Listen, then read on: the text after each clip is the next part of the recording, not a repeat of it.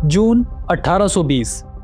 चीन के गरीब गांव में 16 साल की यूमिंग की किस्मत का फैसला होने वाला है। झोपड़ी के अंदर बैठे इसके बाप के हाथ कांप रहे हैं, जबान लड़खड़ा रही है। माँ बेबसी की तस्वीर बनी उन्हें देख रही है। सामने बैठा एक बूढ़ा ताजिर चांग जाओ, जो उम्र में यूमिंग से 40 साल बड़ा है, उसका रिश्ता मांगने आया है। यूमिंग खामोशी से हाँ कर देती है। उसी शाम सादगी से शादी हो जाती है। चांग जाओ रुखसती के वक्त लकड़ी का एक बड़ा संदूक वालिदैन को देता है और यूमिंग को साथ ले जाता है। मगर ये शादी नहीं, सौदा था। वो ताजिर कोई आम शख्स नहीं, अफीम स्मगलर था, और उस संदूक में थी खालिस अफीम, जिसके बदले बेटी बेची गई थी और वालिदैन को वो जहर मिला जिसके वो बरसों से आदी थे। ये सिर्फ यूमिंग की कहानी नहीं, ये उस चीन की हकीकत है जहां अफीम की लत ने हजारों घराने तबाह कर दिए थे और उस नशे के शिकार अपना सब कुछ बेच डालते थे, अपने जेवर, बर्तन, घर बार, कारोबार, सब कुछ। मगर 200 बरस बाद यूमिंग का मुल्क वैसा नहीं रहा। उसकी कच्ची झोपड़ियों वाले गांव की जगह अब एक शहर चोंगचिंग जगमगाता है, दुनिया के सबसे बड़े और सबसे मॉडर्न शहरों में से एक। जिस बस्ती में बीमारी और मौत के साए नाचते थे, अब वहां जिंदगी झूमती गाती गुनगुनाती नजर आती है। जहां भूख और गरीबी का अंधेरा था, वहां खुशहाली और तरक्की के उजाले हैं। जहां स्मगलर और लुटेरे गरीबों से उनका सब कुछ छीनने आते थे, अब वहां लाखों टूरिस्ट आते हैं। जहां गधों और बैलगाड़ियों पर सफर होता था, अब वहां दुनिया की फास्टेस्ट बुलेट ट्रेन चलती है। अफीम के नशे ने जहां लोगों को ज़ॉम्बी बना दिया था, अब वहां रोबोट्स इंसान बनकर लोगों का दिल बहलाते हैं। ये इनकलाब कैसे आया, ये मौजज़ात कैसे हुआ, ये भी बताता हूँ, मगर उससे पहले यूमिंग जैसी एक और लड़की की कहानी सुनाते हैं। जून 1820। बंगाल के जिला भागलपुर के एक छोटे गांव में 17 साल की शीतल की रुखसती होने वाली है। झोपड़ी के बाहर उसका बाप रामदेव खामोश बैठा है। माँ कमला देवी आंखों से आंसू पोंछ रही है। अंदर शीतल सादा सा जोड़ा पहने सर झुकाए बैठी। रामदेव एक गरीब किसान था, थोड़ी सी जमीन थी, मगर हर साल उसकी सारी फसल सरकार जब्त कर लेती थी। घर में भूख का साया गहरा होने लगा तो मजबूरी में गांव के बूढ़े साहूकार से सूद पर कर्जा लेने लगा। मगर वक्त के साथ सूद बढ़ता गया और साहूकार की डिमांड भी। आखिर एक दिन साहूकार ने कहा, कर्जा चुकाना है तो शीतल को मेरे साथ ब्याह दो। रामदेव पर तो जैसे आसमान टूट पड़ा, मगर क्या करता, शीतल के छोटे बहन भाई भी थे। कर्जा अदा ना करने पर साहूकार के गुंडे घर पर कब्जा कर लेते। बीवी बच्चों को लेकर दर दर की ठोकरें खानी पड़ती। तो उसी शाम शीतल की सादगी से रुखसती हुई। ये शादी नहीं, सौदा था। शीतल की जवानी के बदले कर्जे से रिहाई का। रुखसत होते हुए शीतल ने कुछ नहीं कहा, सिर्फ माँ की तरफ देखा जो धाड़े मार मार कर रो रही थी। ये सिर्फ शीतल की नहीं, उस बंगाल की कहानी है जहाँ जमीन जरखेज थी मगर किस्मत बंजर। मगर चीन की यूमिंग और हिंदुस्तान की शीतल की किस्मत में एक जैसी स्याही कहां से आई? उसकी वजह थे गोरे लोग, जी हाँ, अंग्रेज। मगर ये कनेक्शन जानने से पहले जरा एक अंग्रेज लड़की मार्गरेट का माजरा भी सुन लें। वो भी एक ऐसी ही दिल दहला देने वाली मगर थोड़ी ज्यादा पुरानी स्टोरी है। वो कहानी सुनाने से पहले एक रिक्वेस्ट है आप लोगों से, अगर हमारी वीडियोस आपको पसंद आती हैं तो एक लाइक तो बनता है ना यार, और हमारे चैनल को सब्सक्राइब भी कर लें। चलिए अब इंग्लैंड चलकर मार्गरेट की कहानी जानते हैं। Cambria, England, 1596। एक पुराने मकान के अंदर 18 साला मार्गरेट फोस्टर अपनी पुरानी चादर में लिपटी बैठी थी। बाप थॉमस फोस्टर खामोश बैठा था। माँ अपनी बेटी से नजरें चुरा रही थी। उनके घर में आटे का आखिरी थैला पिछले हफ्ते ही खत्म हो चुका था। करीबी खेत जहाँ थॉमस कभी खेती बाड़ी करता था, अब एक अमीर जागीरदार की मलकियत बन चुका था, क्योंकि सरकार ने अमीर जागीरदारों को जमीनों पर बाड़ लगाने की इजाजत दे दी थी। थोड़ी बहुत जमीन बची थी, मगर लगातार बारिशों और शदीद सर्दियों ने सब फसलें तबाह कर दी। पूरे दिन मेहनत मजदूरी करके एक रोटी भी नहीं मिलती थी। फिर एक दिन एक अमीर सौदागर सर रिचर्ड गांव आया। वो कम उम्र और खूबसूरत लड़की की तलाश में था। साथ में सोने के सिक्के, कपड़े और खाने की चीजें लाया था। थॉमस और उसकी बीवी के पास इनकार की हिम्मत नहीं थी। थॉमस ने खुद को तसल्ली दी कि हम उसे बेच नहीं रहे, बचा रहे हैं। अगली शाम मार्गरेट सादा लिबास पहने सर रिचर्ड के साथ चली गई, बीवी बनकर नहीं, कनीज बनकर। ये भी शादी नहीं थी, सौदा था।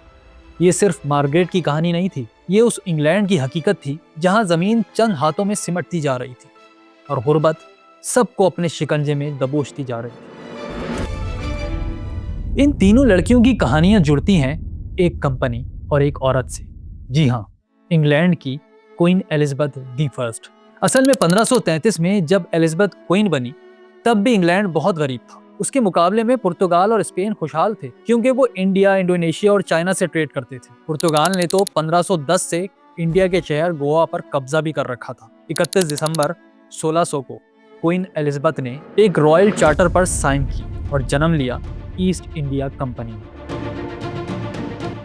ये कंपनी बनाने का मकसद था एशिया की दौलत और ट्रेड पर कब्जा करना और अपने खजाने भरना। 1610 में ईस्ट इंडिया कंपनी ने इंडोनेशिया में कदम जमाए, फिर 1612 में हिंदुस्तान में। चीन भी उस जमाने में बहुत अमीर था, जहां की चाय, रेशम, मसाले वगैरह पूरी दुनिया में जाने जाते थे। वक्त के साथ साथ कंपनी तिजारत के साथ हुकूमत के ख्वाब भी देखने लगी। हिंदुस्तान में उसने फौज तैयार की, किले बनाए और मकामी नवाबों को रिश्वत, धोखे और ताकत से काबू करना शुरू किया।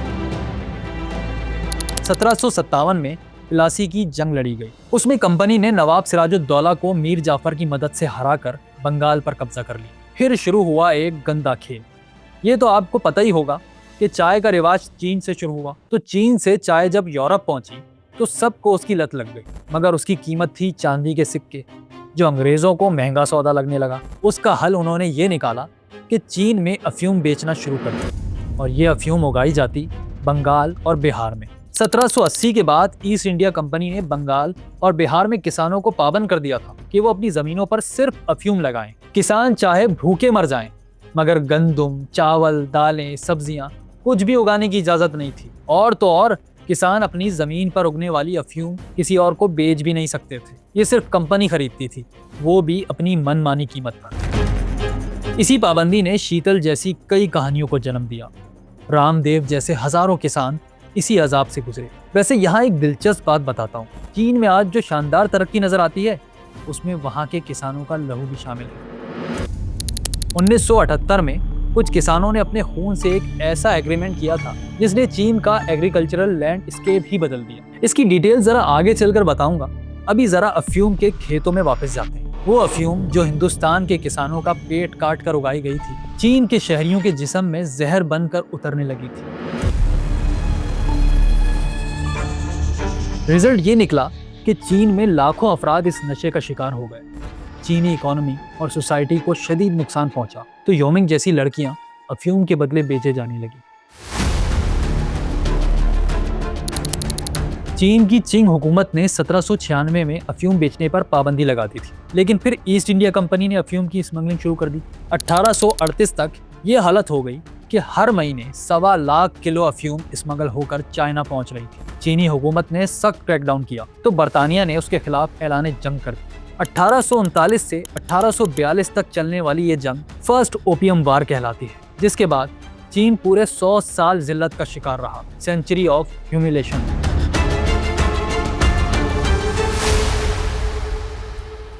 फर्स्ट ओपियम वार के बाद चीन को 5 पोर्ट्स बरतानिया के लिए खोलनी पड़ी। हांगकांग बरतानिया के हवाले करना पड़ा और 5 करोड़ 67 लाख किलो चांदी के सिक्के जुर्माना देना पड़ा। उस एग्रीमेंट को 15 साल भी नहीं हुए थे कि दूसरी ओपियम वार शुरू हो गई। हुआ ये कि 1856 में चीनी अफसरों ने बरतानिया का झंडा लगे एक छोटे जहाज को रोका। ये जहाज अफीम की स्मगलिंग में इस्तेमाल होता था। बरतानिया ने उस वाक़ये को चीन पर दोबारा हमले का बहाना बनाया। 4 साल तक चलने वाली उस जंग में भी जीत बरतानिया की हुई। उसके बाद मजीद बंदरगाहें यूरोपियों के लिए खोल दी गई। अफीम की ट्रेड लीगल कर दी गई। बरतानिया, फ्रांस, रूस और अमेरिका को बीजिंग में सिफारत खाने खोलने की इजाज़त मिली। बीजिंग में रॉयल पैलेस जलाकर पैगाम दिया गया कि हम तुम्हारी ज़मीन ही नहीं, आइडेंटिटी भी मिटा सकते हैं। चीन से मजीद जुर्माना भी लिया गया। अब चीन का बादशाह बज़ाहिर तख्त पे था, मगर फैसले बरतानवी सौदागर और सिफारतकार करते थे। असल डोरें लंदन, पेरिस और वाशिंगटन के हाथों में थी। चीनी नौजवानों को ये सब कुछ हजम नहीं हो रहा था। ये वो चीन नहीं था जिस पर वो फख्र करते थे। चीन तो सैकड़ों साल से सिविलाइज था। जब यूरोप अंधेरे में था तो चीन में इल्म, इजाद और तरक्की की रोशनी फैली हुई थी। मेडिसिन, मैथमेटिक्स, एस्ट्रोलॉजी जैसी फील्ड में चीन सबसे आगे था। पेपर करेंसी का रिवाज यहीं से शुरू हुआ। कंपास, बारूद, प्रिंटिंग प्रेस, सब यहीं इन्वेंट हुए। यहाँ का रेशम, चाय और चीनी मिट्टी के बर्तन दुनिया भर में मशहूर थे। 2300 साल में बनने वाली दीवारें चीन उस वक्त भी एक अजूबा थी। तो नौजवान गुस्से में थे। उसी गुस्से ने एक बड़ी बगावत को जन्म दिया। 1899 में शुमाली चीन में एक इनकलाबी मूवमेंट शुरू हुई जो बॉक्सर रिबेलियन कहलाई, क्योंकि उनकी तंजीम का निशान मुट्ठी था। ये मूवमेंट गैर मुल्कियों के कंट्रोल, ईसाइयत के फैलाव और जिल्लत आमेज माहिदों के खिलाफ थी। बॉक्सरों ने क्रिश्चियन मिशनरियों, ईसाइयत कबूल करने वाले चीनियों और गैर मुल्कियों पर हमले शुरू कर दिए। साल 1900 में वो बीजिंग तक जा पहुंचे और गैर मुल्कियों के इलाकों का घेराव कर लिया। चिंग हुकूमत ने उसका साथ दिया, मगर नतीजा भयानक निकला। 8 गैर मुल्की ताकतों बरतानिया, फ्रांस, जर्मनी, रूस, अमेरिका, जापान, इटली और ऑस्ट्रिया ने अलायंस बनाकर चीन पर हमला कर दिया। 20,000 फौजियों ने बीजिंग को रोन डाला। बॉक्सर कुचले गए, शहर लूटा गया और चीन को बॉक्सर प्रोटोकॉल पर साइन करना पड़े। उसके बाद चीन पर 40 साल के लिए भारी जुर्माना लगाया गया, जो उसकी एनुअल इनकम से भी डबल था। बहरहाल इनकलाब की चिंगारी दब जरूर गई, मगर बुझी नहीं। सन यात सेन की लीडरशिप में फिर एक मूवमेंट शुरू हुई। चिंग खानदान का तख्ता उलट दिया गया। 1912 में चिंग रिपब्लिक बन गया, मगर ना अमन आया ना इंसाफ। चीन अंदरूनी झगड़ों, करप्शन और गुर्बत में डूबता गया। इस मायूसी में माओ ज़ेडुंग और उनके साथी चू एनलाई सामने आए। उन्होंने मजदूरों, किसानों और आम लोगों को इकट्ठा किया। उनको कम्युनिज्म का ख्वाब दिखाया। एक ऐसा चीन होगा जहां सब बराबर होंगे। माओ और इनकलाबियों ने पीपल्स लिबरेशन आर्मी PLA बनाई, मगर नेशनलिस्ट हुकूमत ने उनके खिलाफ सख्त क्रैकडाउन किया। उन्हें जियांगजी सोवियत तक महदूद कर दिया। फिर उनके खिलाफ बड़ी जंग छेड़ दी। तब दुनिया की तारीख का एक हैरत अंगेज मार्च हुआ। अक्टूबर 1934 माओ की लीडरशिप में 1 लाख अफराद जियांगजी को छोड़कर शुमाल की तरफ रवाना हुए। दुश्मन फौज, बारिश, बर्फबारी और भूख सब मौत बनकर उनके पीछे थे। लॉन्ग मार्च में शामिल लोगों ने 10,000 किलोमीटर तवील पैदल सफर किया। 1 लाख में से 92,000 लोग रास्ते में भूख, प्यास, खराब मौसमी हालात या सरकारी फौज के हमलों में मारे गए। अक्टूबर 1935 में सिर्फ 8,000 अफराद जिंदा बचकर यनान पहुंचे। 1937 में जापान ने चीन पर हमला कर दिया। कम्युनिस्ट और नेशनलिस्ट आपस में दुश्मन थे, मगर मुल्क की खातिर एक साथ लड़े। इसी दौरान सेकेंड वर्ल्ड वॉर शुरू हो गई, जिसमें जापान हार गया तो इसे चीन भी छोड़ना पड़ा। मगर कम्युनिस्ट और नेशनलिस्ट फिर आमने सामने आ गए, जिसमें जीत माओ के कम्युनिस्टों की हुई। 1 अक्टूबर 1949 को माओ ज़ेडुंग ने बीजिंग में पीपल्स रिपब्लिक ऑफ चाइना का ऐलान किया। उधर हारने के बाद नेशनलिस्ट ताइवान में सिमट गए और वहां अपनी हुकूमत बना ली। चीनी आवाम को उम्मीदें थी कि कम्युनिस्ट गवर्नमेंट बनने के बाद उनके दिन बदलेंगे। कम्युनिस्ट निजाम आया तो सारी इकोनॉमी स्टेट कंट्रोल में चली गई। इंडस्ट्रियां, बैंक, कारोबार सब हुकूमत के हाथ में आ गए। 1953 में पहला 5 साला मंसूबा शुरू हुआ। फैक्ट्रियां, डैम, सड़कें, बिजली घर बने। गांव-गांव स्कूल और क्लिनिक खोले गए। लिटरेसी रेट सिर्फ 10 साल में 30 से 60% हो गया। कम्युनिस्ट पार्टी ने सिंगल पार्टी सिस्टम नाफिज किया। सियासी इख्तिलाफ दम गया, मगर स्टेबिलिटी आई और तरक्की की बुनियाद पड़ी। मगर ये तरक्की वो नहीं थी जिसका ख्वाब माओ और उनके साथियों ने देखा था। इसलिए उन्होंने एक लंबी छलांग का सोचा, ग्रेट लीप फॉरवर्ड। माओ चाहते थे कि चीन मगरिब से आगे निकल जाए। उन्होंने किसानों की जाती जमीन खत्म करवाकर इज्तिमाई खेत यानी कलेक्टिव फार्म बना दिए। गांव देहात में लोहे और स्टील के कारखाने लगाए गए। किसानों को खेतों से निकालकर बैकयार्ड फैक्ट्रियों में लोहा पिघलाने पर लगाया गया। नतीजा ये कि ज़राअत बर्बाद हो गई। इसी दौरान माओ ज़ेडुंग ने एक अजीब मुहिम चलाई, 4 पेस्ट कंट्रोल। उसमें चूहे, मक्खी, मच्छर और चिड़ियों को मारने का हुक्म दिया गया, क्योंकि चूहे और चिड़ियां अनाज खा जाती थी और मच्छर मक्खियां बीमारियां फैलाती थी। लेकिन जब लाखों चिड़ियां मार दी गई तो टिड्डों ने और कीड़ों ने खेत उजाड़ दिए, क्योंकि अब उन्हें खाने वाली चिड़ियां नहीं थी। कहीं बारिशों की कमी और कहीं सैलाब ने भी फसलों को नुकसान पहुंचाया। उधर हुकूमती ओहदेदार ज़राई पैदावार के गलत नंबर आगे भेजते थे। किसानों का उगाया हुआ अनाज कब्जे में ले लेते थे और उन्हें कुछ नहीं देते थे। नतीजा ये निकला, 1958 से एक बहुत बड़ा कहत शुरू हो गया। 1958 से 1962 के दौरान द ग्रेट चाइनीज फैमिन में भूख करोड़ों लोगों को खा गई। जी हाँ, करोड़ों लोग। चीनी सरकार कहती है 1.5 करोड़ अफराद मरे थे। दूसरे सोर्सेस कहते हैं 5.5 करोड़। यानी योमिंग की फैमिली की तरह चीन के किसानों की तकदीर अब भी वही थी, मगर ये जल्द बदलने वाली थी। ग्रेट लीप फॉरवर्ड की नाकामी के बाद चेयरमैन माओ की पॉपुलैरिटी कम हुई। माओ के कम्युनिस्ट निजाम में चीनी आवाम को पेट भरने के लिए रोटी नहीं मिलती थी और जबान खोलने के लिए इजाजत भी नहीं मिलती। खेत सरकार की मलकियत थी, किसान अपने लिए कुछ नहीं उगा सकते थे। वही बंगाल के रामदेव जैसे किसानों वाली हालत थी और ये हालत बदली माओ ज़ेतुंग के बाद। सितंबर 1976 में माओ को हार्ट अटैक हुआ और वो इंतकाल कर गए। चंद बरसों के लिए हवागो फेंग मुल्क के सरबराह बने, लेकिन वो माओ की पॉलिसियों से जुड़े रहे। गेम चेंज होना शुरू हुआ 1978 से, जब पॉलिसी मैटर आए डेंग जियाओपिंग के हाथ। डेंग जियाओपिंग को आर्किटेक्ट ऑफ मॉडर्न चाइना कहते हैं। वो शुरू से माओ के साथ तो थे, मगर बहुत सी पॉलिसियों में उनके साथ नहीं। वो कहते थे कि जरूरी नहीं कि चीन में रूस की तरह का कम्युनिस्ट मॉडल ही चलाया जाए। उन्होंने सोशलिस्ट मार्केट इकोनॉमी की बात की, जिसमें मार्केट फ्री हो, इंडस्ट्रियल और एग्रीकल्चर प्रोडक्शन फ्री हो, सरकार बस उसको रेगुलेट करे। वो एक मिसाल देते थे कि बिल्ली चाहे काली हो या सफेद, उसका काम है चूहे पकड़ना। मतलब ये कि नतीजा अहम है, नजरियाती रंग नहीं। 1978 में वो चीन की कम्युनिस्ट पार्टी के वाइस चेयरमैन थे और असल ताकत उनके पास ही थी।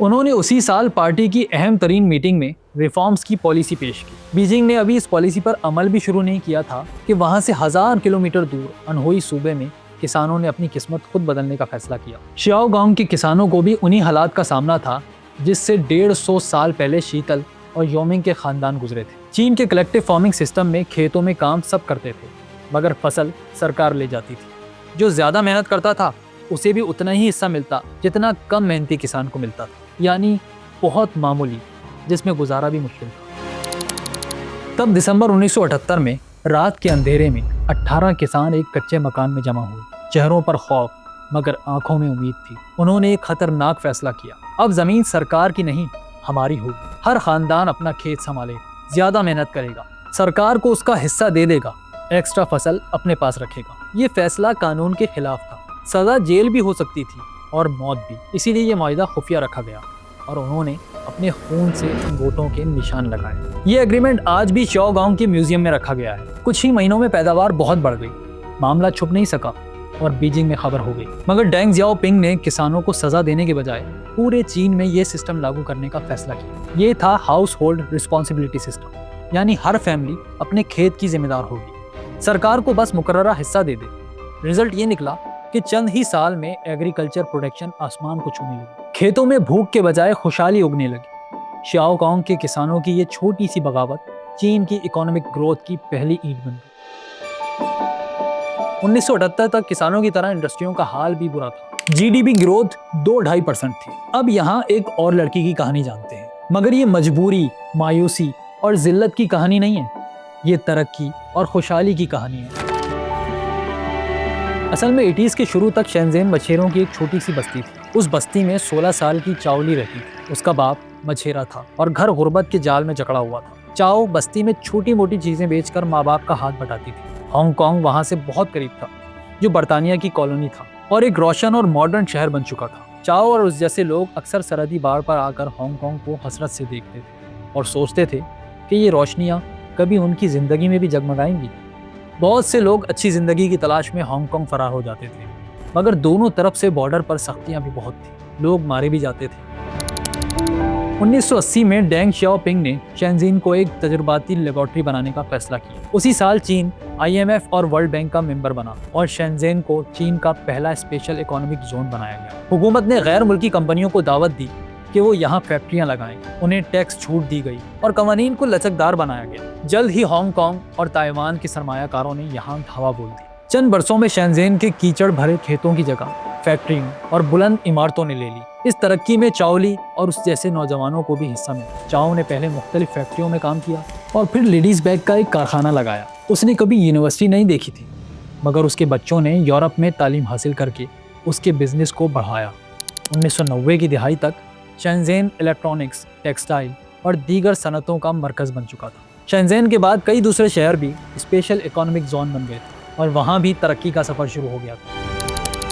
1984 में शंघाई, ग्वांगझो और तियानजन को ओपन सिटी बनाकर वहाँ भी फॉरेन इन्वेस्टमेंट अलाउ कर दी गई। सब जगह नए जोन बने, ज़राई मुल्क सनती मुल्क बनने लगे। चीन ने मजदूर दिए, ज़मीन दी, सहूलत दी और दुनिया ने इंडस्ट्रियाँ लगाई, टेक्नोलॉजी दी, सरमाया दिया। 90s तक चीन का GDP ग्रोथ रेट 9% तक पहुंच गया था। आबादी 1 अरब से ज्यादा हो गई थी। 1989 में चीन की बिजली की पैदावार 100 गीगावाट थी। सिर्फ 20 साल बाद ये 900 गीगावाट से भी ज्यादा हो गई थी। फिर आया 2001, जब चीन वर्ल्ड ट्रेड ऑर्गेनाइजेशन में शामिल हुआ। ये चीन के लिए मजीद दरवाजे खोलने का वक्त था। मल्टीनेशनल कंपनियां जो पहले आते हुए डर रही थी, अब चीन पर भरोसा करने लगी। चीन ने टैरिफ कम किए, कानून मजीद आसान बनाए और सरमायाकारों को वेलकम किया। रिजल्ट ये निकला कि फॉरेन डायरेक्ट इन्वेस्टमेंट आसमान छूने लगी। 2000 की दिहाई में नाइकी, एप्पल और सैमसंग जैसे ब्रांड्स ने अपने प्रोडक्शन यूनिट चीन में लगा दिए। जर्मनी के बजाय चीन दुनिया का ओवरऑल सबसे बड़ा एक्सपोर्टर बन गया। और फिर 2010 में जापान को पीछे छोड़कर चीन ने दुनिया की दूसरी बड़ी इकोनॉमी का दर्जा हासिल कर लिया। अब सुई से लेकर जहाज तक, बच्चों के खिलौनों से लेकर आईफोन तक सब कुछ चीन में बनता है। 80s में चीन की पर कैपिटा इनकम $200 थी, जो आज $12,000 से ज्यादा हो चुकी है। ये सिर्फ एक मुल्क का तरक्की करना नहीं था, पूरी दुनिया का इकोनॉमिक सिनारियो बदल गया था और चीन इसे लीड कर रहा था। मगर चीन का सफर रुका नहीं। 2000 की दिहाई में चीन ने नया हदफ चुना, यानी टेक्नोलॉजी जायंट बनना। 5G, AI, इलेक्ट्रिक व्हीकल्स, सब में चीन आगे निकल गया। हवावे ने 5G में सबको पीछे छोड़ा। अलीबाबा ग्रुप ने ऑनलाइन शॉपिंग में कदम जमाए तो ईबे को चाइना से अपना बोरिया बिस्तर समेटना पड़ा। इलेक्ट्रिक व्हीकल्स में BYD टेस्ला से भी आगे निकल गई है। 2023 में चीन ने सिर्फ रिसर्च एंड डेवलपमेंट पर $400 अरब से भी ज्यादा खर्च की। चीन की ये इन्वेस्टमेंट अपने मुल्क तक ही महदूद नहीं। 2013 में सदर शी जिनपिंग ने बेल्ट एंड रोड इनिशिएटिव शुरू किया। 150 से जायद ममालिक में $900 अरब की इन्वेस्टमेंट की। चीन वहाँ सड़कें, पोर्ट्स और इंफ्रास्ट्रक्चर बना रहा है। मकसद है चीन की एक्सपोर्ट्स और पॉलिटिकल इन्फ्लुएंस बढ़ाना। वेस्ट इसे डेब्ट ट्रैप डिप्लोमेसी कहता है, क्योंकि बहुत से गरीब मुल्क चीन के कर्जों में फंस गए हैं। बहरहाल पिछले 45 साल की इस तरक्की के बाद चीन सिर्फ एक इकोनॉमिक जायंट नहीं रहा, वो मिलिट्री और पॉलिटिकल सुपर पावर भी बन रहा है। $225 अरब का डिफेंस बजट, 20 लाख से ज्यादा फौजियों के साथ दुनिया की सबसे बड़ी एक्टिव आर्मी, दुनिया की सबसे बड़ी नेवल फोर्स, 400 से ज्यादा न्यूक्लियर वॉरहेड्स, उसके अलावा जदीद fighter jets, nuclear submarines, hypersonic missiles, anti satellite weapons हों, ये रोबोटिक और स्पेस टेक्नोलॉजी, चीन हर फील्ड में आगे ही आगे बढ़ रहा है। 19वीं सदी के शुरू में फ्रांसीसी जनरल नेपोलियन बोनापार्ट ने चीन के मसाइल और वसाइल को देखते हुए कहा था कि चीन एक सोया हुआ देव है, उसे सोने दो, क्योंकि जब वो जागेगा तो दुनिया को हिला कर रख देगा। अब ये देव पूरी तरह से जाग चुका है।